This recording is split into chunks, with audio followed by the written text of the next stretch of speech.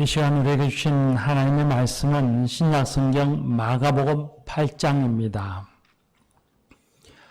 마가복음 8장 14절에서 21절의 말씀입니다.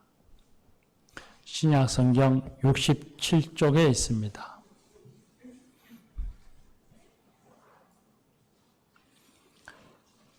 마가복음 8장 14절에서 21절의 말씀입니다. 이제 하나님의 말씀을 경청하시겠습니다. 제자들이 떡 가져오기를 잊었음에 배에 떡 한 개밖에 그들에게 없더라.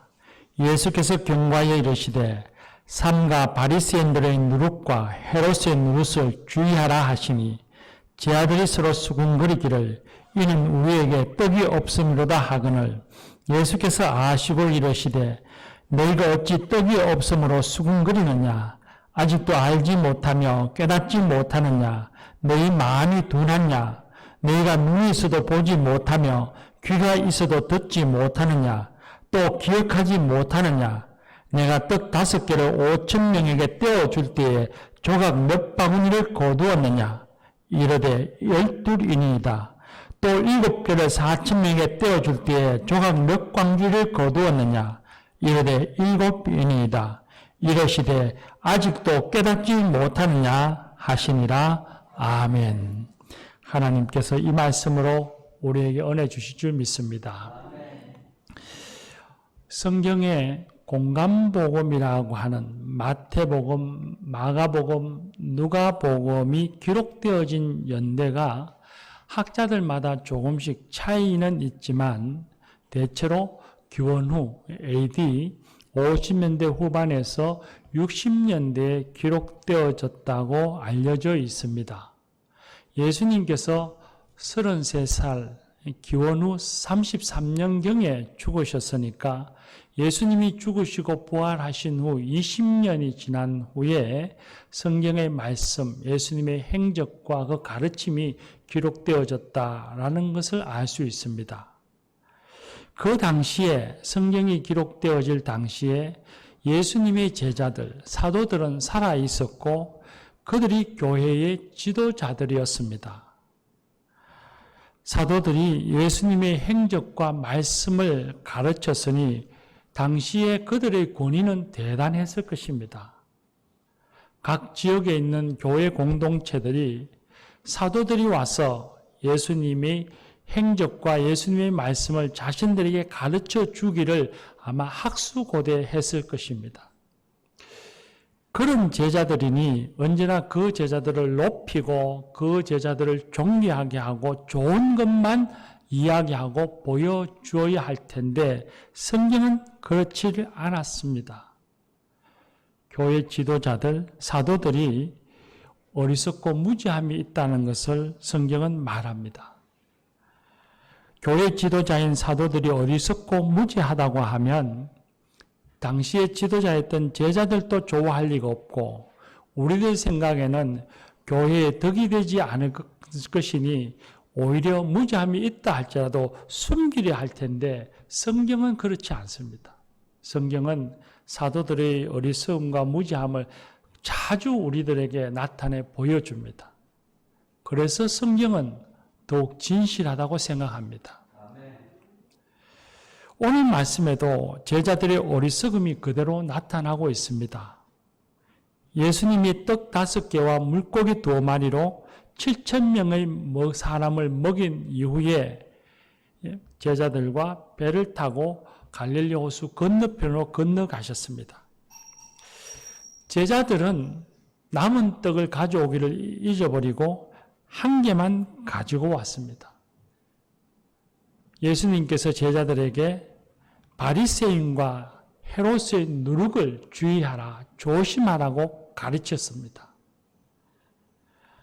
바리새인과 헤롯이라고 하는 사람들은 예수님을 메시아로 믿지 않는 사람들이었습니다. 예수님을 세상의 구주로 믿지도 않았고 자신들의 주인으로, 자신의 인생의 삶의 주인으로 받아들이지 않는 사람들이었습니다. 그래서 그들의 삶의 모습을 보면 바리새인들은 율법주의자가 되어서 그 율법을 행하여 자기의 의를 자랑하고 드러내는 사람들이었습니다. 자기의 의를 드러내기 때문에 혹 자신의 속에 불의한 것이 있으면 그걸 감추고 숨기려고 하는 위선적인 행동을 일삼는 사람들이었습니다. 헤롯이라고 하는 사람들은 헤롯 왕을 따르는 사람들로서 세속적인 권력과 욕망을 추구하고 취하며 살아가는 그런 사람들이었습니다. 예수님께서는 이런 사람들의 죄, 이런 사람들의 악영향에 조심하고 그들과 같은 길을 걸어가지 말라고 당부하셨습니다. 그런데 그 말씀 이후에 곧바로 제자들은 자신들의 무지와 믿음 없음을 드러냅니다. 제자들은 예수님의 말씀을 제대로 이해하지 못하고 예수님의 말씀이 자신에게 떡이 없음을 두고 하시는 말씀인 줄 알고 자기들끼리 떡을 가져오지 않은 것이 누구 책임이냐고 서로 책임을 전가하고 다투었습니다. 그런 모습을 보신 예수님께서는 너희가 떡이 없음으로 소란하냐? 아직도 알지 못하며 깨닫지 못하느냐? 너희 마음이 둔하냐? 너희가 눈이 있어도 보지 못하고 귀가 있어도 듣지 못하느냐? 또 기억하지 못하느냐? 하시면서 안타까워하셨습니다. 제자들은 자신들의 수중에 떡이 없음을 염려했습니다. 내일 먹을 떡이 없다는 것을 걱정했습니다. 걱정해서 그 떡을 가져오지 못한 책임을 서로 따졌습니다. 그 모습을 보신 예수님께서 그들을 책망하셨습니다. 교우 여러분, 내일을 염려하는 것이 제자들만의 모습일까요? 지난번 교회에서 노숙자들을 위한 무료 급식을 한 적이 있습니다. 매주 월요일마다 그분들을 위해서 점심을 제공했습니다. 그런데 그분들이 먹는 식사의 양이 대단했습니다. 뷔페식으로 접시에 자기가 먹을 만큼의 양을 담아가서 식사를 하는 것인데 그분들이 접시에 담아가는 양이 제가 평소에 먹는 양의 배가 넘었습니다. 저 음식을 어떻게 다 드실 수 있을까 하고 걱정해서 보았더니만 그 자리에서 그 음식을 다 드시는 것이 아니라 일부만 먹고 남은 음식을 가져온 빈 봉지에 주섬주섬 담아서 가셨습니다. 왜 그렇게 하시는지 그 이유를 알기에 마음이 먹먹해지고 미안한 마음이 들었습니다. 그래서 주방에 계시는 권사님들과 의논해서 양껏 먹으시되 가져가시고자 하시는 분은 따로 음식을 담아드리기도 했습니다. 그분들이 한 접시에 자기가 다 먹지도 못할 만큼의 큰 양을, 많은 양을 담아서 남은 음식을 가져온 검은 봉지에 담아서 가시는 이유가 있습니다. 내일 먹을 음식이 없을까 걱정하기 때문입니다. 내일 누가 나에게 먹을 양식을 줄까? 내일은 내가 먹을 음식이 없어서 굶으면 어떡하나 염려하기 때문에 그날 음식을 먹고 남은 것을 챙겨서 준비해 가는 겁니다. 내일을 염려하기 때문이었습니다. 내일의 빵을 걱정하며 사는 것이 그분들만의 모습이겠습니까? 우리들도 내일을 염려하며 삽니다. 내일 먹을 양식, 내일의 건강, 사업과 직장에서의 미래, 자녀들의 장래, 그런 미래들을 걱정하며 살고 있습니다. 내일을 염려하는 것이 연약한 인간으로서는 너무나 자연스러운 일일지도 모릅니다. 그러나 그 염려로 인해 마음이 병을 얻기도 하고 그 염려로 인해 인생의 기쁨을 누리지 못하고 감사 없는 삶을 살기도 합니다. 더 안타까운 것은 그런 염려들로 인해서 서로 경쟁하고 다투어 평화를 누리지 못하고 살아가고 있습니다. 교우 여러분,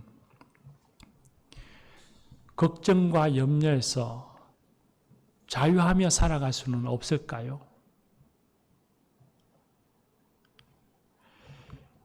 예수님이 떡이 없음을 걱정하는 제자들에게 말씀하시기를 너희가 기억하지 못하느냐? 내가 떡 5개로 5,000명에게 떼어줄 때 조각 몇 바구니를 거두었느냐? 7개를 4,000명에게 떼어줄 때 조각 몇 광주리를 거두었느냐? 물으셨습니다. 지난날의 일을 잊었느냐? 불과 며칠 전에 내가 적은 빵으로 적은 떡으로 수천 명의 사람을 배부르게 먹인 일을 너희가 잊었느냐? 왜 빵이 있고 없음을 걱정하느냐? 적은 떡으로 수천 명의 사람을 먹인 내가 너희들과 지금 함께 있는데 무엇을 염려하고 걱정하느냐? 하시는 말씀입니다. 정말 제자들이 5병이어의 기적, 7병이어의 그 기적을 까맣게 잊었을까요? 아마 생생히 기억했을 것입니다. 그러니 예수님께서 물으니 12광주리요, 7광주리요 그렇게 대답했겠지요. 그럼에도 불구하고 제자들이 떡 없음을 걱정한 이유는 그들에게 믿음이 없었기 때문입니다.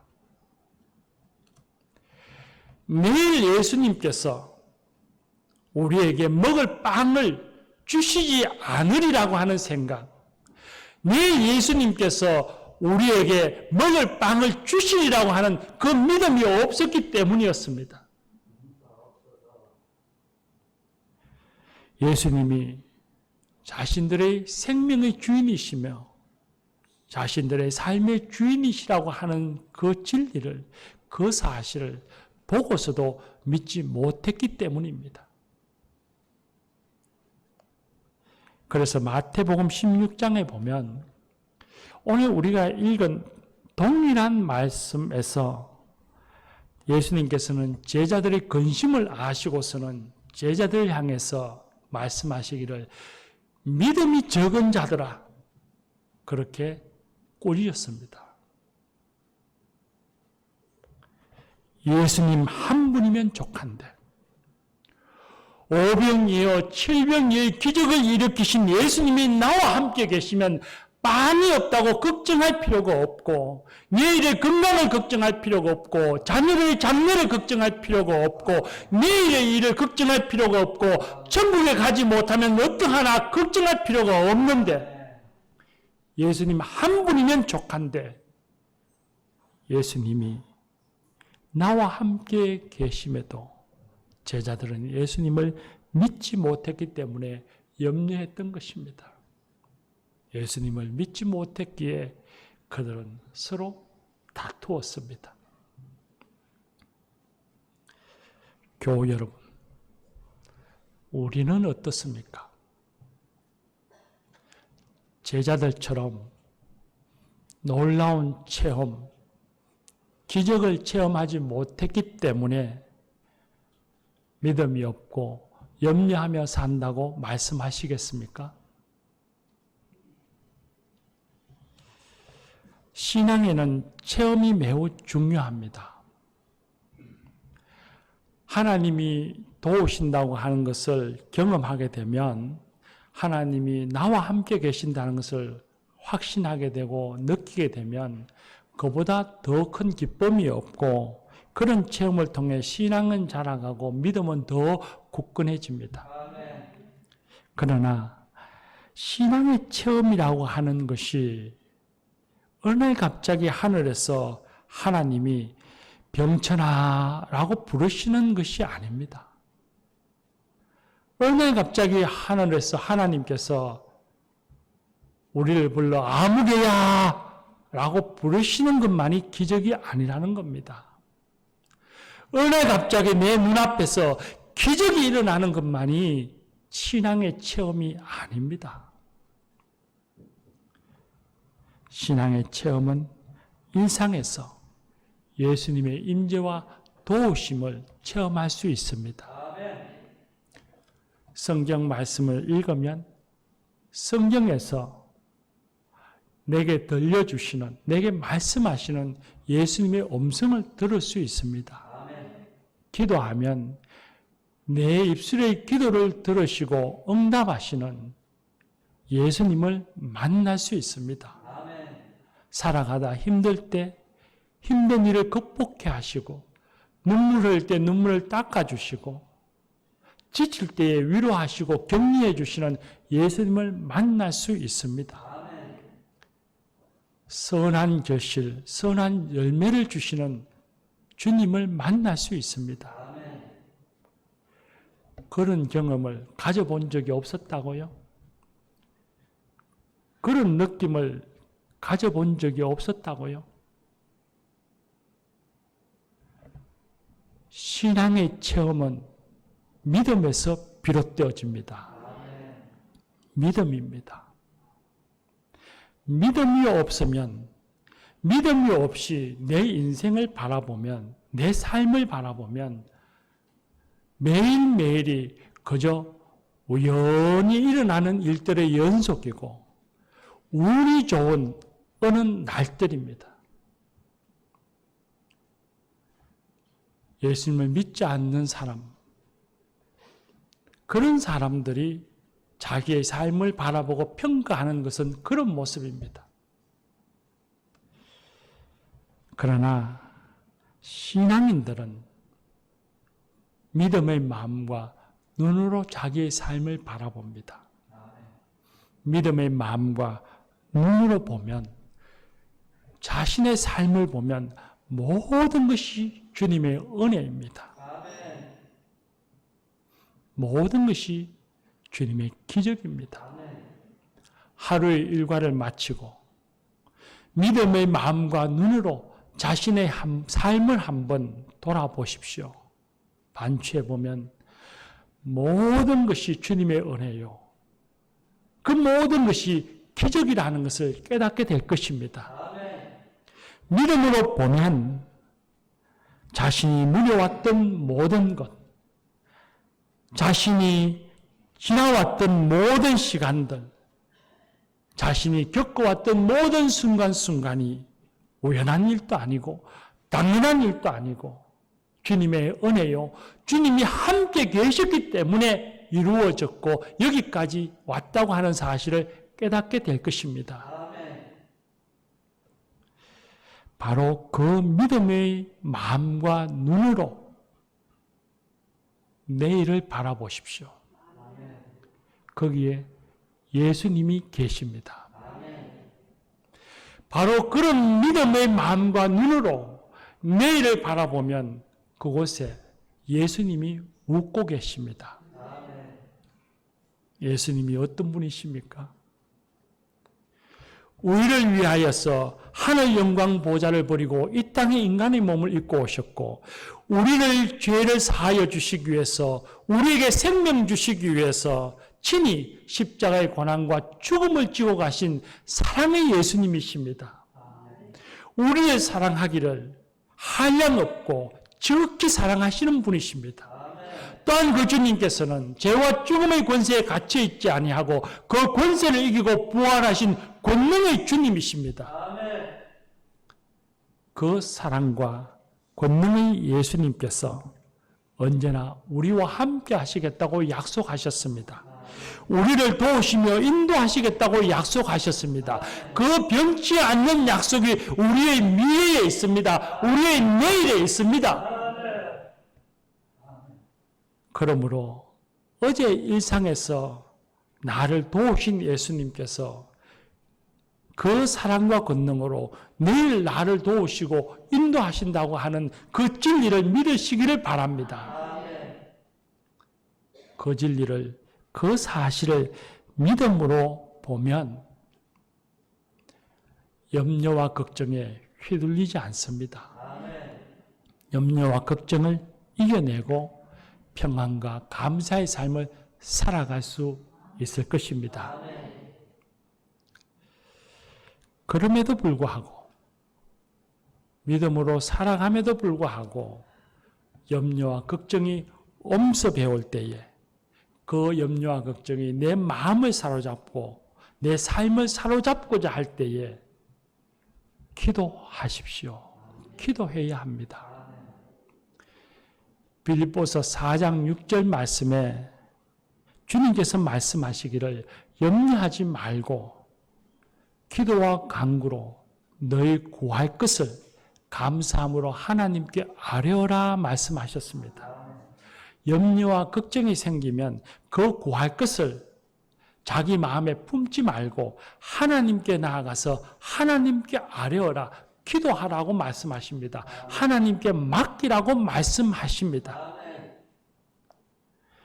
그리고 7절 말씀에 그리하면 모든 지각에 뛰어나신 하나님의 평강이 너희 마음과 생각을 지키시리라고 말씀하셨습니다.